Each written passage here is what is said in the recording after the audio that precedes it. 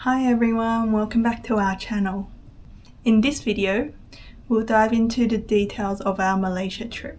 This video is intended to provide information about our itinerary, hotel, transportation, food, and recommendations.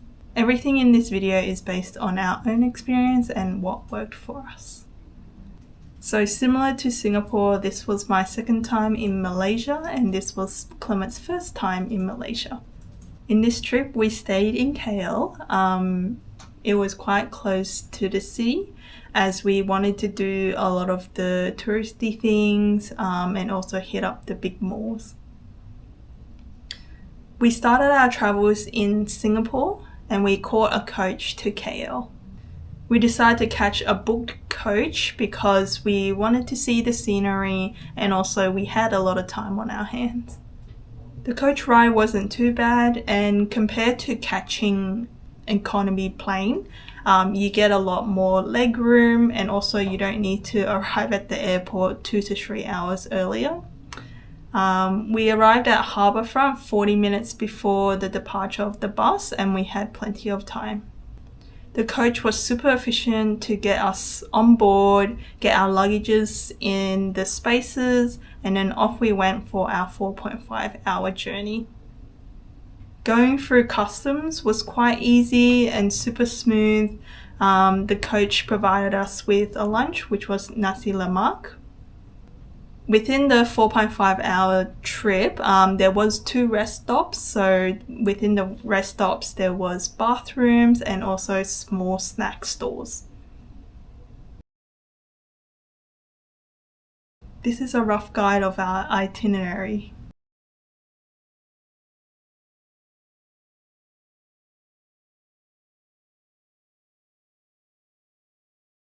We stayed in a service apartment called Expressions. It had 2 bedrooms, so one was a master bedroom and one was a small bedroom. It had 2 bathrooms, a kitchen and a living area. The difference between this and a hotel is that you get more space, so your living area is separated from your sleeping area and also you maintain the place by yourself. There is an option to request room service once a week, but we were fine without it. We were able to wash and machine dry our towels every night, so it was quite fine without housekeeping. For the bathroom, they provided soap and shampoo. However, we had to supply our own toilet paper and hair conditioner. In the kitchen, they supplied everything except a knife, and we only wanted to use a knife so then we could cut fruit. That's why in our vlog we were looking for cut fruit specifically because we had no utensils to cut it. And there is a washing machine, so you can do your own washing. The washing machine does have a dryer option, however we just laid our clothes out in the spare bedroom for them to dry. We caught Grab for all our transportation needs. Our hotel was next to a highway, so there wasn't much around other than small businesses, a small cafe and a McDonald's. The Grabs were super convenient in terms of picking us up, dropping us off and also delivering food. We just booked everything on the app, and then in terms of picking us up, we only needed to wait 10 minutes at most. The touristy places that we went to were Batu Caves. Be prepared to walk many flights of stairs, but trust me, it's all worth it. There's something magical about seeing what nature can do.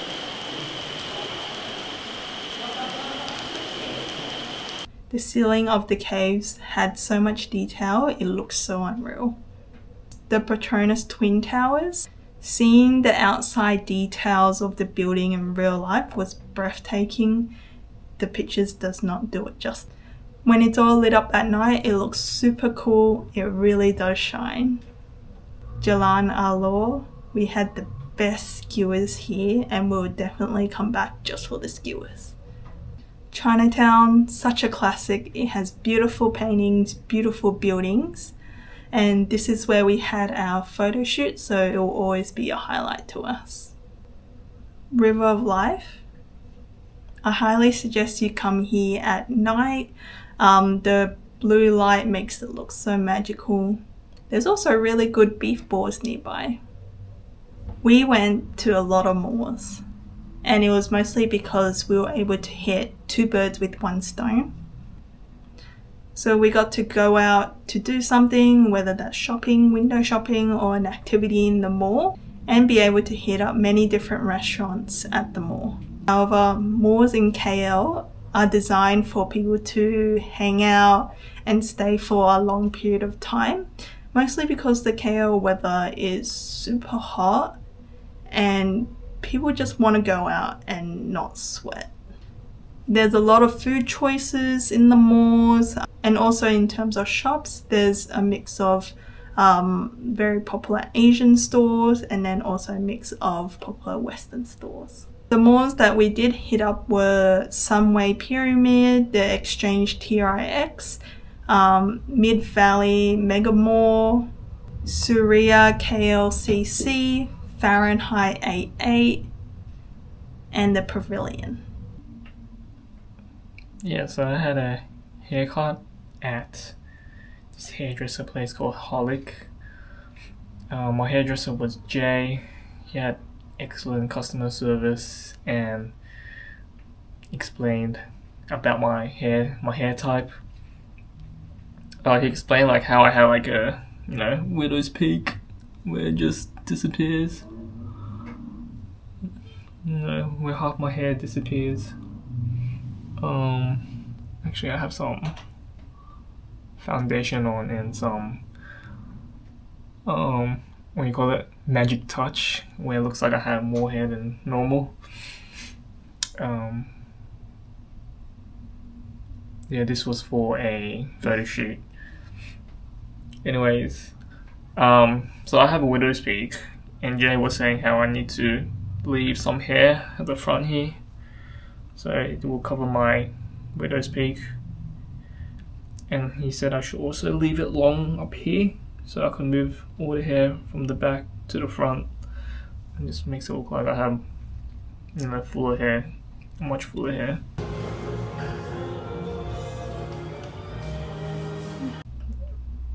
Yeah, don't worry, I'm not getting bald yet, right? Knock on wood.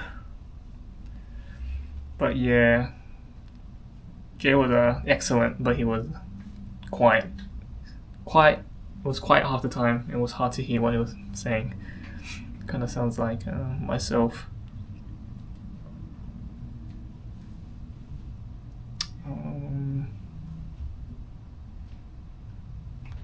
Yeah, just back here we were talking about how he wants me to leave it long here.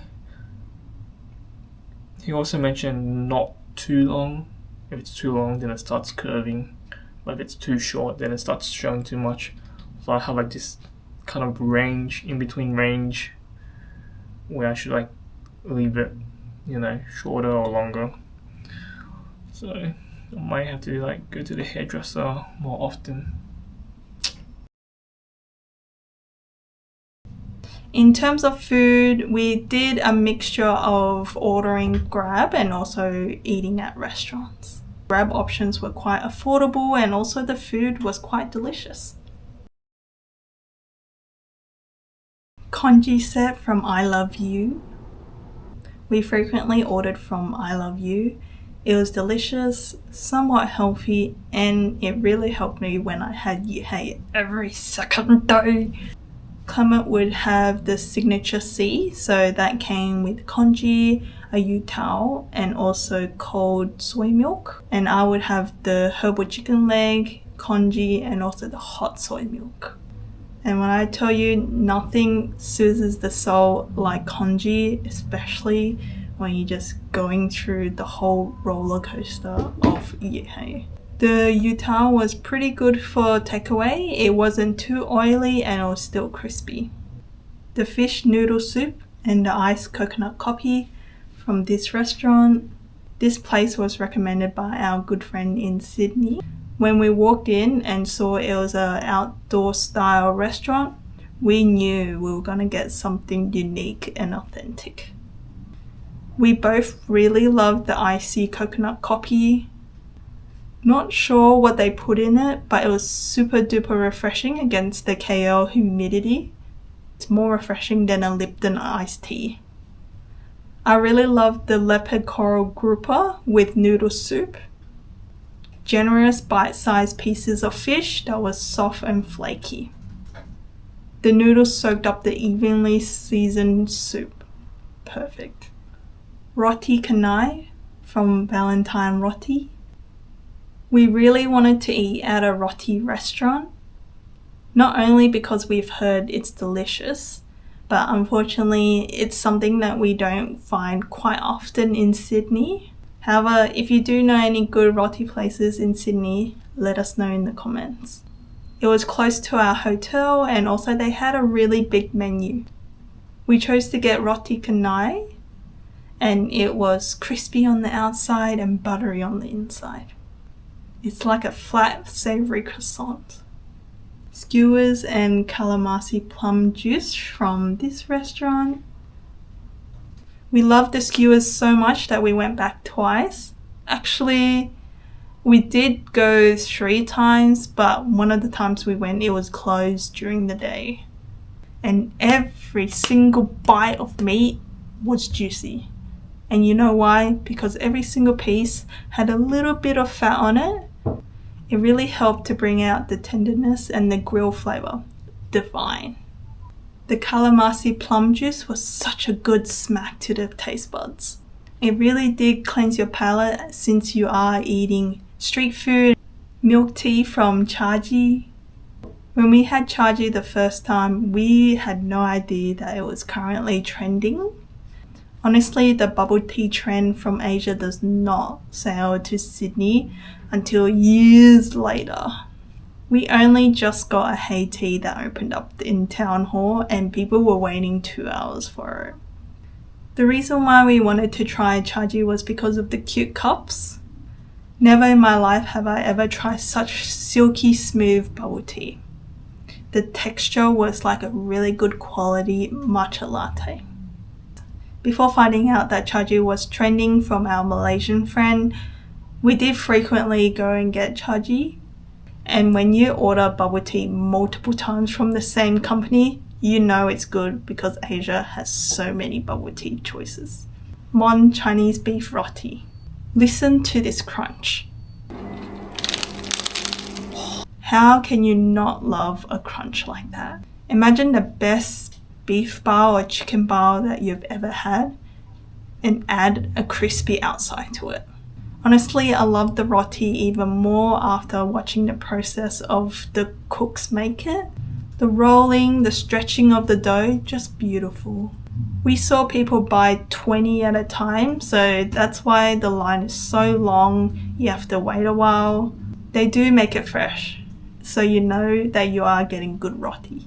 Clement's favourite was the beef and mine was the chicken.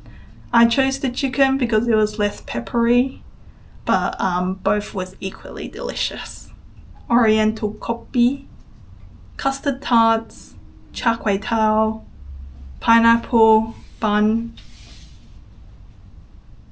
and the curry chen fang.